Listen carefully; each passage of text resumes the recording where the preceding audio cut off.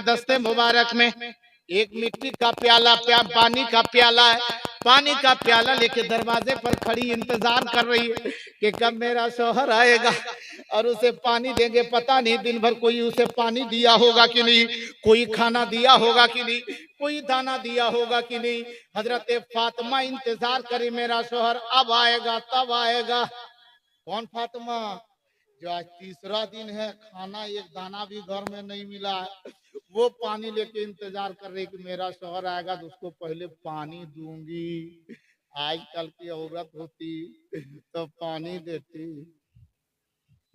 3 दिन के भूखे, और जब आइए यार देखती सबसे पहले जैसे ही अंदर घुसते तो देखते कि झोलवा में कुछ लेकर आया है कि नहीं। अगर झोला गायब तो पानी। जैसे घर आते और अगर कह देते कि नहीं आज काम नहीं मिला, कोई कमाई नहीं हो पाई, तो आजकल की बीवी क्या बोलते मालूम है? तो उन्हें मर कहेंगे, उन्हें मर जाते हैं कि कुआं उआ में डूब के जान दे देते। आओ सुनो मेरी माँ बहनों, इस्लाम की शहजादियों, 3 दिन की भूखी फातिमा पानी का प्याला लिए खड़ी इंतजार कर रही। और जैसे हजरत अली आए दरवाजे पर ना, तो दरवाजे पर आए, आवाज दी फातिमा, दस्तखत दी फातिमा, किधर है? हजरत फातिमा खातून जन्नत ने आवाज दी, अंदर तशरीफ लाइए। पर्दा गिरा था, पर्दा हटाया। अली की नजर फातिमा के चेहरे पर और फातिमा की नजर अली के चेहरे पर पड़ी। हजरत फातिमा ने मुस्कुरा के कहा, अस्सलाम वालेकुम या अली। ए अली तुम पर सलाम हो। हजरत फातिमा सलाम कर रही है। 3 दिन के भूखे रहने के बाद भी सलाम कर रही है। और हम लोग के घर में अगर बीवी 3 दिन भूखे, एक टाइम भर पेट खाना नहीं मिलेगा, सलाम मुहुआ 3 दिन घूमल इधर से आइएगा तो मुहुआ उधर घुमा देगी। अरे काहे नाराज है रे? खाल दिल भूखे है, वो खाना के लिए मरती है। हजरत फातिमा खाने के लिए नहीं बल्कि अपने शौहर की इज्जत के लिए मरती थी, अपने शौहर के एहतराम के लिए। वो सोचती थी कि मेरे शौहर के एहतराम में कोई कमी ना आ जावे, मेरे शौहर की इज्जत में कोई कमी ना आ जावे। जानते अपने शौहरों के, मेरी माँ बहन बेटियों, इस्लाम की शहजादियों, अगर आप सुन रहे हो तो सुनो। अगर आवाज आपके कानों तक पहुंच रही है तो एक पैगाम को याद रखें कि मेरी माँ बहनों, इस्लाम की शहजादियों, एक पैगाम को अपने दिलो दिमाग में जगह दे दो कि तुम जितनी भी दुनिया में जिंदगी गुजारो, लेकिन एक चीज को याद रखो, अपने शौहर को नाराज ना करना, अपने शौहर को हमेशा तुम राजी रखना, अपने शौहर को खुश रखना। जरूरत पड़े उसका पांव भी दबाना, जरूरत पड़े हाथ दबाना, गला छोड़ के पीठ उठ सब दबाना, लेकिन गला नहीं दबाना। नहीं आजकल औरत लोग वैसे भी सुनने में आया है कि कितना राते रात गलवे दबा दिया।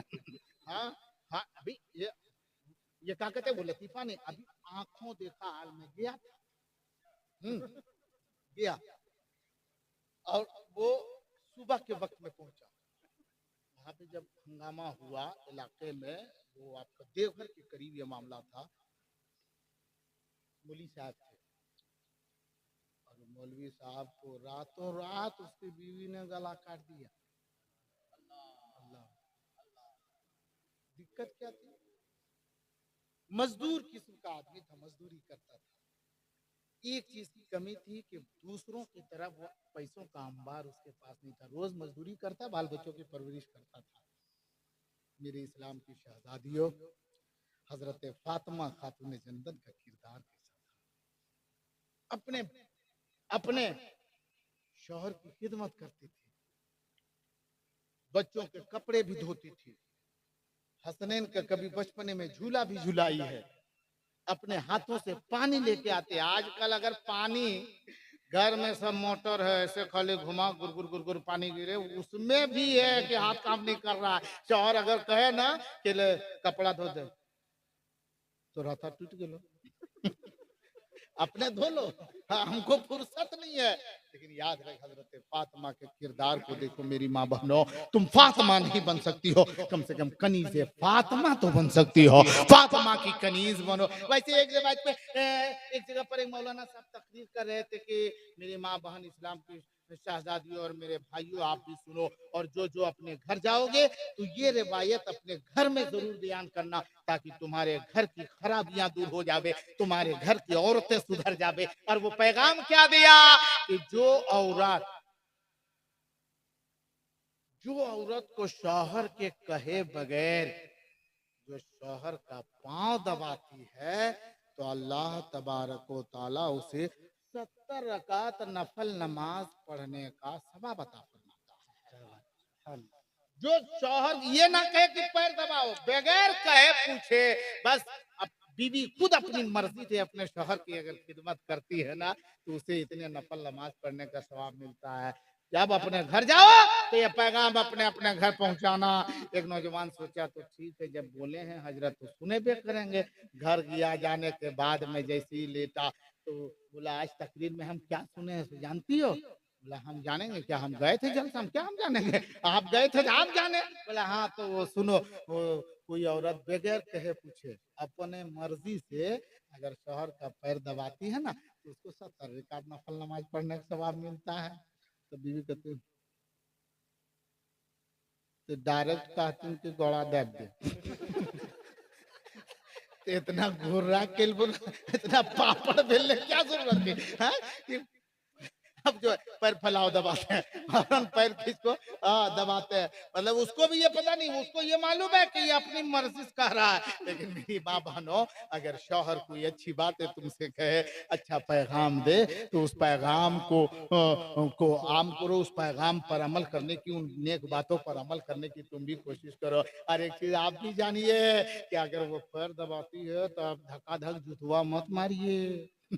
हाँ, वो खिदमत करती है, आप भी उनकी इज्जत करें, क्योंकि शौहर पर बीवी का भी हक है, बीवियों पर शौहर का हक है, माँ का हक बच्चों पर भी है, बाप का हक बच्चों पर भी है, और बच्चों का हक अपने वालिदैन पर भी है। अपने माँ बाप के हुकूक को अदा करो, और मेरे बुजुर्गों, तुम अपने औलाद के हुकूक को अदा करो। मेरे भाइयों, तुम अपने बीवियों के हक को अदा करो, और इस्लाम की शहजादियों, तुम अपने शौहरों के हुकूक को अदा करो। अगर ऐसे करोगे, तुम्हारी दुनिया भी संवर जाएगी, तुम्हारी आखिरत भी संवरती हुई नजर आएगी। और आज का ये प्रोग्राम जनाब गुलजार साहब ने और उनके साहबजादगान ने जो जिक्र रसूल का एहतमाम किया है, सुन्नते मुस्तफा के नाम से इस महफिल को सजाया है, और मेंबरे रसूल पर मुक़द्दस उलमा को मदू करके जलवागर कर दिया है। याद रखे मेरे मुसलमान भाइयों, ये पैगाम दे रहे हैं कि मैं अपने बेटे के शादी के